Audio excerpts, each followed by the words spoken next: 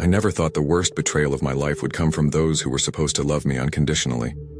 In my darkest moment, when my daughter needed me the most, my own parents turned their backs on me, all for a lavish party. While I begged for help, they raised their glasses to my brother's success. But life has a way of turning the tables, and years later, I was the one who had to decide. Should I help them or let them fall? Did I make the right choice? What would you have done? I always believed my family would be there for me in difficult times. My parents, Linda and Richard, took pride in our so-called unity, always saying, "Family is everything." I grew up hearing that, and for a long time, I truly believed it. My younger brother Andrew was their golden child, the perfect son, successful, never lacking anything. I, on the other hand, took a different path. From an early age, I learned the value of hard work. I built my life alongside the woman I love, Rachel, and together we had our daughter Emily. We didn't have luxury, but we had love and happiness. We lived in a modest apartment in Brooklyn, and I worked hard to provide the best for my family. My parents never showed real interest in my life. They were always too focused on appearances, social events, and high society gatherings. Still, I believed that if I ever truly needed them, they would be there for me. That illusion shattered the day Emily got sick. At first, I thought it was just a minor illness. But as days passed, she grew weaker and weaker. I took her to the hospital, and after several tests, the doctors gave me news that destroyed my world. Emily had a severe heart condition and needed urgent surgery. The cost: over $40,000. In that moment, my heart froze. I didn't have that kind of money. My salary barely covered our monthly expenses, and our health insurance wouldn't cover the procedure. The only option was to seek help, and I knew exactly who to turn to. My parents. In my mind, there was no doubt they would help. After all, Emily was their granddaughter. I was about to find out that, to my parents, status and luxury always came before family. I took a deep breath before calling my mother. My heart was racing, but I tried to keep my voice steady. "Mom, I need to talk to you, it's urgent." On the other end, I could hear laughter and loud music. They were probably at another one of their fancy dinners. "Right now, Daniel, we're at the hotel's ballroom. Andrew's wedding is coming up and there's so much going on," she answered, clearly impatient. I closed my eyes and pressed the phone against my ear. I didn't have time to wait. "Mom, Emily. She needs heart surgery. It's serious. The doctor said we can't delay it." The silence on the other end was unbearable. For a moment, I thought the call had dropped. "How much does it cost?" she finally asked, her voice colder than I expected. $40,000. She let out a long sigh. "Oh, Daniel. That's a lot of money. And you know how we are right now with all the wedding preparations for Andrew? We've already spent so much." My stomach twisted. They were worried about a wedding while their granddaughter's life was hanging by a thread. "Mom, please, I'm not asking for luxury, I just need to save my daughter. You can lend it to me, I'll pay you back." This time my father took the phone. His voice was firm with no trace of emotion. "Daniel, we can't take that amount out right now. The catering, the decorations, the honeymoon, everything is already booked. It's not that simple." I gripped the phone tightly. "Do you hear what you're saying? You're choosing a wedding over Emily's life." My mother tried to soften the blow. "Nikim, you have to understand, son, we have our priorities." Priorities, that word echoed in my mind. They had chosen to spend money on flowers, music, and a dinner for hundreds of guests instead of saving their own granddaughter. I felt a lump in my throat, a mix of desperation and anger. But in that moment, I understood something important. My daughter couldn't count on them. Their laughter and toasts would continue. Meanwhile, I would have to fight alone to save Emily's life. When I hung up the phone, a sense of abandonment overwhelmed me.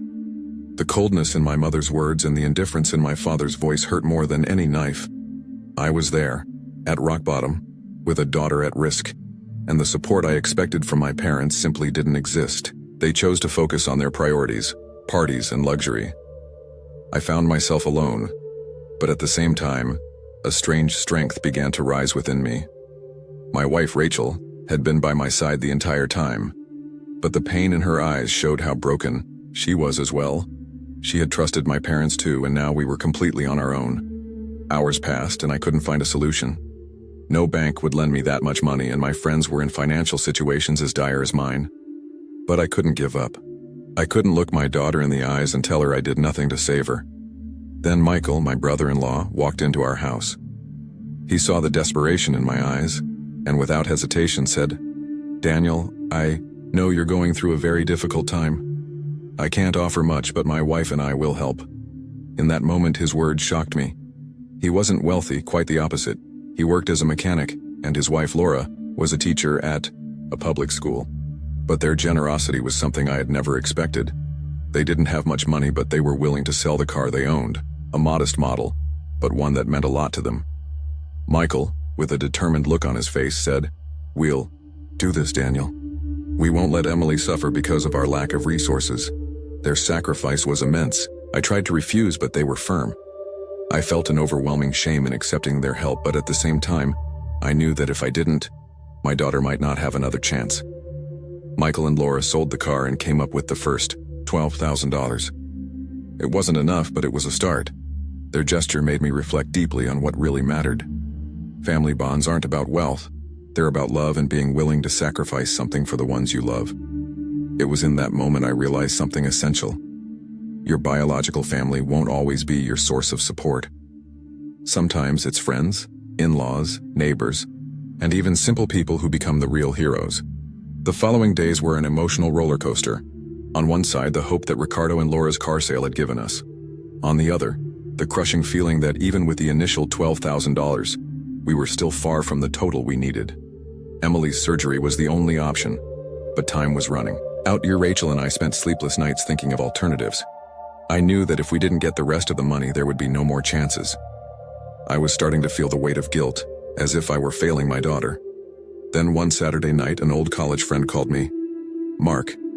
He had been a close friend, but we had drifted apart over time. He knew about my situation because he had seen some of my posts on social media. Not knowing what to expect, I answered the call. "Daniel, I saw what's going on. I know what you're going through. If you haven't solved this yet, I can help." I couldn't believe it. Mark had always been the kind of guy who, although successful, never seemed very willing to help. But his voice was firm and determined. "How much do you need?" he asked. "More than $30,000, Mark." There was silence on the other end, and my hope almost faded. But then he spoke. "I'll transfer $20,000 to you. You don't have to pay me back right now, but I want you to know that I'm doing this because I believe in you and what you're doing for Emily." His words left me speechless. I didn't know what to say. I was about to burst into restrained tears of emotion, but reality hit me soon after. Even with Mark's $20,000, we still needed more.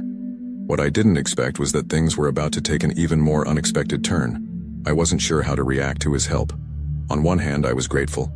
On the other, I felt that this debt, no matter how generous his offer was, would put me in an uncomfortable position in the future. But at that moment, any help was one more step toward my daughter's life. After a long night of discussions with Rachel and Michael, we decided to accept Mark's money. We didn't know if we'd be able to pay him back, but what mattered at that moment was saving Emily's life. The next morning, I made the transfer to the hospital. I felt that we were walking a fine line between despair and hope. All that mattered was that the surgery would take place, that Emily would have a chance. The day of the surgery, I was a mix of anxiety and hope. Time seemed to drag on as if every passing second was an eternity. Emily was sedated, ready to be taken to the operating room, and all I could think about was the pain she was feeling and the sacrifices I had made to get to this point. I looked at Rachel and saw the fear reflected on her face. She was as scared as I was. After all, it was our daughter, and the sense of helplessness was devastating. As parents, we had given everything we had to make sure she had a chance to live. All we could do now was wait and hope the surgery would be a success. The waiting room felt like a different world. The white walls, the disturbing silence, the empty stare of other parents waiting for news about their children. Everything there made me feel even smaller and more vulnerable. I knew I had done everything I could, but at the same time there was an enormous weight on my shoulders. Would it be enough? Then the phone rang. My heart skipped a beat. The nurse from the hospital was calling to give us an update. "Mr. Daniel, the surgery was a success. Your daughter is out of danger." I didn't know whether to scream in relief or cry in happiness. My eyes filled with tears, and I finally felt some peace. The anguish of the previous days was slowly fading, but there was still a long road ahead. Rachel, by my side, couldn't hold back her tears. The nurse's words were a balm to our souls. Emily's life had been saved, but the fight wasn't over. The recovery would be difficult and we would need to stay united more than ever. When we allowed ourselves to breathe for a moment, the weight of the debts was still there, like a shadow that wouldn't leave. Even with the surgery done and the money we had raised from friends and family, the pressure of paying off the remaining debts was constant. I couldn't relax. The battle wasn't over, but at least there was now a chance for my daughter. I think it was at that moment I realized that the value of a life isn't measured in money. The surgery we had done was expensive, but it was worth every penny, every sacrifice, every sleepless night. All I wanted was to see Emily smile again, run and play like she used to. And as uncertain as the future was, I knew we were on the right path. After the surgery, Emily's recovery was a relief, but the difficulties didn't stop. Her recovery was slow and painful, but every small improvement was a reason to celebrate. I would sit by her bed, holding her hand, thankful for each day she was with us, while the pressure of the debts continued to haunt us. Rachel was visibly exhausted, both physically and emotionally. I could see that she was fully dedicating herself to Emily's recovery, but it came at a cost. The stress was taking a toll on our relationship, and there was no time to rest or reflect on what we had been through. The focus was entirely on our daughter's health. With every hospital visit, every appointment, every therapy session, the debts kept piling up. Even with the help from friends and family, like Mark, the money was starting to run out. The reality was relentless. I was at my breaking point. During one of these hospital visits, when Emily was more stable, Rachel asked me, with a desperate look in her eyes, "Daniel, what are we going to do now? How are we going to get out of this?" I knew she was referring not only to our financial situation, but also to the uncertain future. How could we go on? How could we rebuild our lives? How could we look ahead when it seemed like we had lost everything? The answer didn't come easily. The weight of every decision we had made, every sacrifice we had endured, was finally beginning to weigh on me. I knew that Emily's recovery didn't solve everything. The debts were still there, lurking, waiting to consume whatever little we had left. That night, while Rachel slept beside me, I began to think about how to rebuild our life. What could I do to start over? I knew the situation was serious, but I was determined to find a solution. So, I decided that I had to act quickly, without procrastinating. If we didn't make decisions now, we might lose everything we had worked for. That's when I had an idea. Though risky, it could be the only way to keep us afloat. Restart my career, look for a new source of income. It wouldn't be easy, but I needed to take control. I couldn't let everything I had done up to that point go to waste. That moment of decision marked a turning point. I was determined to rebuild our life and help Emily have the future she deserved. But to do that, I would have to pay a price. The weight of the decisions would be felt for a long time. After making the decision to try to rebuild our life, the feeling of being lost and directionless began to fade, albeit slowly. I knew it was time to take the first step, no matter how small, and try again. But what exactly could I do? Where would I start? That's when Mark, a longtime friend who had always stood by my side, suggested that I try something new in the job market. He suggested I invest in what I knew best, working in interior design, something I had dabbled in through smaller projects over the years. I had some experience, but nothing that could guarantee immediate success. However, if there was ever a chance to change my luck, it was now. So I started seeking opportunities, updating myself on new trends, new materials, and re-establishing my network. But as with any journey, the beginning was the hardest. With Emily slowly recovering at home, and Rachel doing her best to manage the house responsibilities, I threw myself entirely into my new project. Some nights I stayed up late studying design techniques and business strategies, while the weight of the debt still hovered over me, always reminding me that I had to make this work. The first job I landed was small, a simple redesign of a living room for a local client.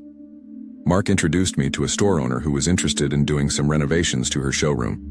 It was a golden opportunity, but it was also a huge risk. If I failed there, it might have been the end of my new career. It was all or nothing. I poured my heart into that project, spending days and nights planning, buying materials, and organizing the execution. When the job was done, I knew the result would speak for itself. The transformed living room was stunning. Everything came together perfectly. The client was impressed and pleased with the work I had done, which gave me an unexpected confidence boost. From that moment on, things began to change. More jobs started coming in, some bigger and more challenging. I began to gain recognition for my work, and little by little I started rebuilding my life. However, the fear of financial instability never left me. Every project I took on was a gamble, and I wasn't sure if I would have enough money to get through the coming months. Yet, the joy of finally building something on my own gave me strength. I was creating something for my family, not just for myself.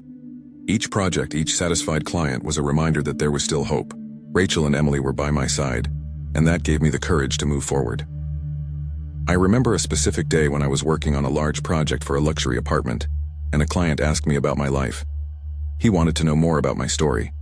It was then that I realized that this journey wasn't just about money or recovering what I had lost. It was about the path I had walked to get here. And in that moment, with Rachel by my side and Emily fully recovered, I realized that, no matter what happened, we had overcome something much greater, our own resilience. The real value of our struggle wasn't in the financial difficulties we faced, but in our ability to reinvent ourselves, to start over, and to rise from the ashes. The following months were all about dedication and hard work. Vinicius's name began to gain recognition in the interior design industry, and with recognition came new clients and new projects, which slowly started to stabilize our financial situation. However, despite the professional success, something still bothered me. The emptiness in my personal life seemed to grow every day. As I worked tirelessly to make my business thrive, I couldn't shake the feeling that my real battle was only just beginning. My relationship with Rachel was still feeling the effects of the past tensions, and at times, our life together seemed to be marked more by routine than by a real connection. Then, after a long period of no contact, I received an unexpected phone call from Martha, my mother. Her voice trembled as though she had something to say, which immediately made my stomach tighten. She mentioned that they were facing financial difficulties, and, amid the pride they had always shown, it now seemed they needed help. I sat in silence for a few moments. That moment brought all the pain of the betrayal I had gone through rushing back, the moment when I needed them the most. My parents turned their backs on me to continue their selfish celebrations. The inner conflict was immense. I had a moral debt to my family, but at the same time I knew that the price of helping could be higher than I was willing to pay. Rachel noticed my distress, and with the wisdom she always had, suggested I reflect on the situation. She asked me, "You've paid the price for your decision, Vinicius. Now what are you going to do? Will you give in, or continue with what you believe is right?" She was right, and I knew that more than the pain of being rejected in the past, what I feared most was the possibility of allowing myself to be manipulated again, making the same mistakes. So, I decided that this would be the moment to confront, once and for all, the issue that had been kept inside me for so long. I would call my parents for a conversation. They needed to understand that their support would no longer be a priority in my life, but at the same time, I didn't want to be cruel. I needed to be firm, but with dignity. I arranged a meeting with Martha and Jose, my parents. I went to their house, which was now in poor condition, with the shine of wealth fading and the opulence they had always been known for vanishing. When they saw me, I noticed a certain discomfort in their eyes, as if they still couldn't believe I had made it this far, that I had overcome everything that happened. The conversation was tense.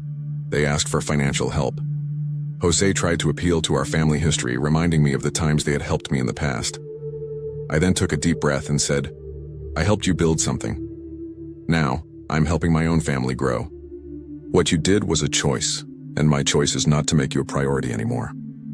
I was firm, not allowing anger or resentment to guide me, but at the same time, I showed them that the time for manipulation had passed.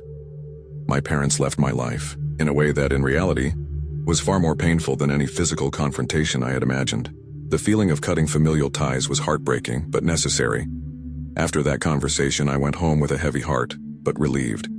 I knew I was doing the right thing for my own emotional sanity and for my family. I had the support of Rachel and Emily, who reassured me that we were heading in the right direction, even if it was hard to understand. Life went on, with its highs and lows, as it always does when we make tough decisions. After the confrontation with my parents, I realized that the emotional wound wouldn't heal overnight, but at the same time, a sense of relief took over me. It wasn't the relief of someone who feels victorious, but rather the relief of someone who has finally taken control of their own life. Over time, my relationship with Rachel and Emily grew even stronger. The fact that we had faced one of the most difficult times in our lives together, and came out of it more united, created an unbreakable bond of trust and love. Our family, which had been fractured by conflicts and trauma, was now more whole than ever. But the real surprise came when 1 year after the confrontation, Martha, my mother, approached me again. I wasn't prepared for this. She came forward with humility, and her words were a sincere apology. She acknowledged her mistake, the selfishness, and apologized for not being by my side at the most crucial time in my life. That hit me hard. Martha's pride had always been one of the hardest things to deal with. She had never been someone to admit faults, and to see her vulnerability was a huge surprise. I knew there was a lot of pain behind that apology, but I also knew that, as difficult as it was, I had to be honest with her. I took a deep breath and said, "Martha, I can't just erase everything that happened.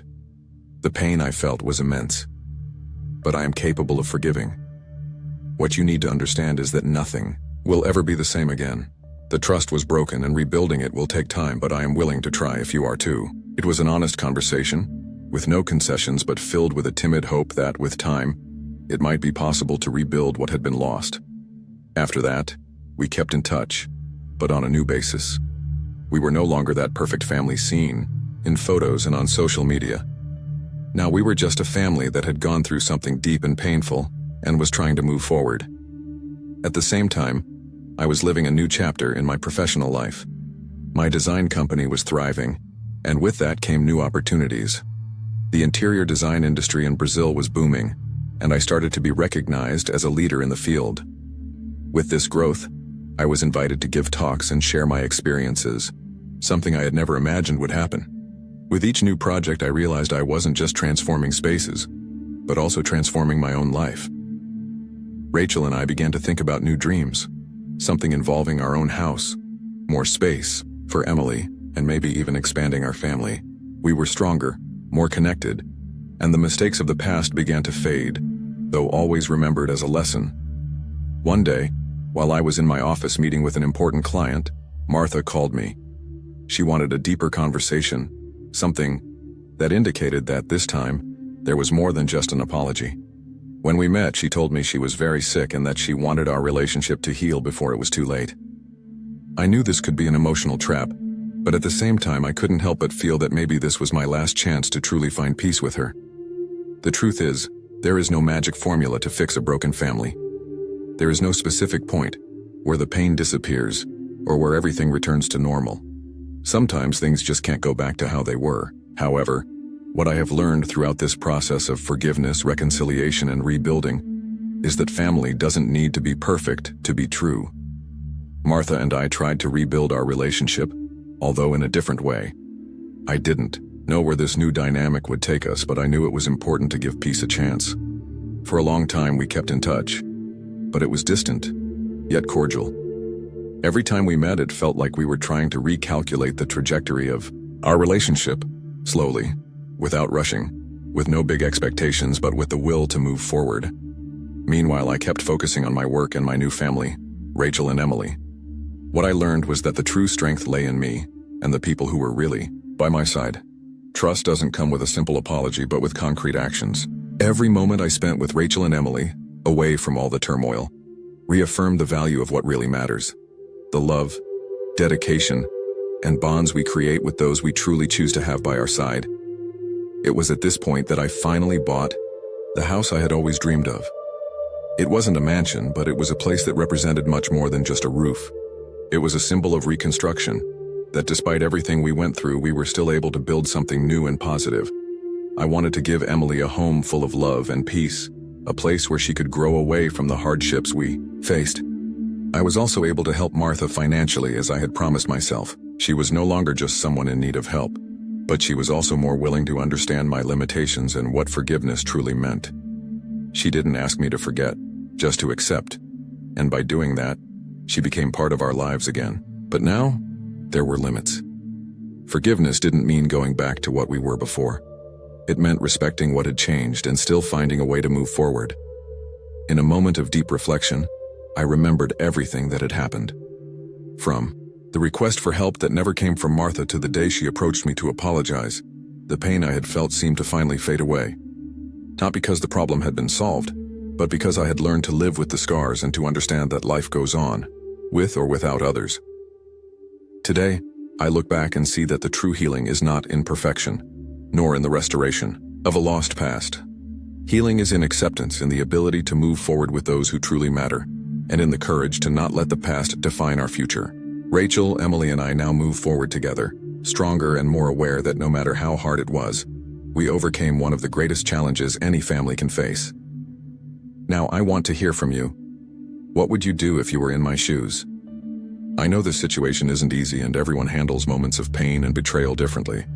But after everything that happened, I wonder, should we always give our family a second chance, even when they fail us in such a deep way?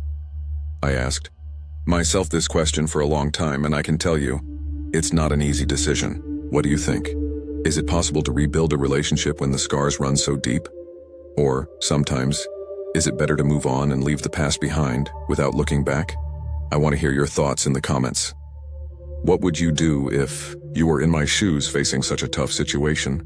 Would you forgive and try to rebuild the relationship, or would you cut ties for good? Share your stories, opinions, and feelings. Let's talk about this because each of us has a unique story and perspective. Sharing experiences is always the best way to learn and grow together.